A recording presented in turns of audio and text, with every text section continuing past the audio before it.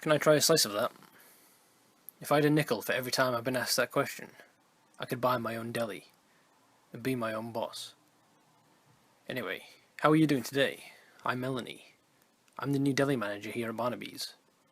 I've been here for about a week now. I came in for an interview and Mr. Barnaby, hired me on the spot, just like that. I guess he liked my resume. You see, I've been working in delis all up and down the East Coast since I was 17. It's all I know.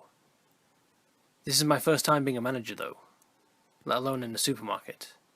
This is on a much bigger level. We have a full-size deli, as well as a bakery, a hot bar, and a cake making station that I'm responsible for. We also have a fry kitchen. I didn't know this until I got hired here, but Barnaby's is a very old store. We still have one of those old chicken fryers that you actually have to drop the chicken into the vat, then pull it out with tongs when it floats to the top. There's no basket, no temperature control. You just turn it on and hope it doesn't explode.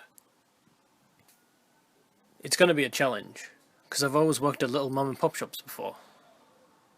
For those of you who don't know what a mom and pop shop is, that's a small business, usually only one establishment, owned by an older couple, usually. So far, the people that shop here are friendly, although you do get that one customer every now and again that makes you want to say bad words. Sometimes, even make a few up. Anyway, I heard from a couple night crew guys that Mr. Barnaby is looking for stories about weird and horrible events that have happened here. He was off on the day that this happened. A couple days ago, I arrived to work at about 6:55 AM, punched in, did my morning paperwork, then headed to the department. I turned on the lights, put the slices back together, and started the ovens. I saw a note on the board, from the closer, saying there was an order of 16-piece chicken meal to be picked up by noon. Okay, no problem.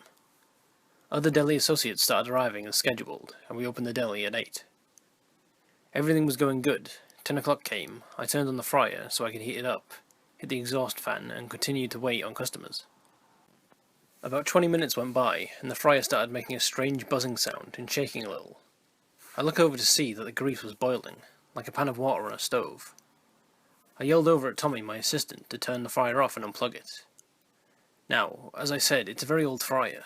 The controls are on the back panel, not on the front like the new ones. He reached over the fry vat to turn it off, and as soon as he did, the grease exploded upwards, directly into his face. He screamed, grabbed his face, stepping backwards, knocking over an empty cooking rack, and falling onto the floor. I've never heard anyone scream like that before. It was horrifying. Hot grease was dripping off the fan in the ceiling, which started melting from the extreme temperatures. Tommy stopped screaming. Pieces of the ceiling tile started falling to the floor on top of Tommy, who had passed out from the pain at this point. At least that's what I thought. And the smell. Oh my god, did it smell. It smelled like burnt flesh and chicken. The customers just stood there watching and taking pictures. The freaks. I ran over to him. Now, I probably shouldn't have done this, but I grabbed his wrists and moved his hands away from his face.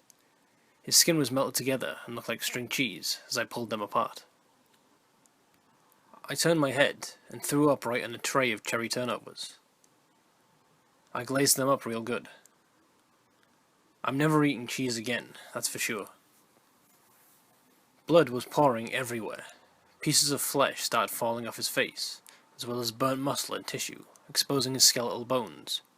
His eyes looked completely burned away. I knew I was wrong. He wasn't passed out. He was dead.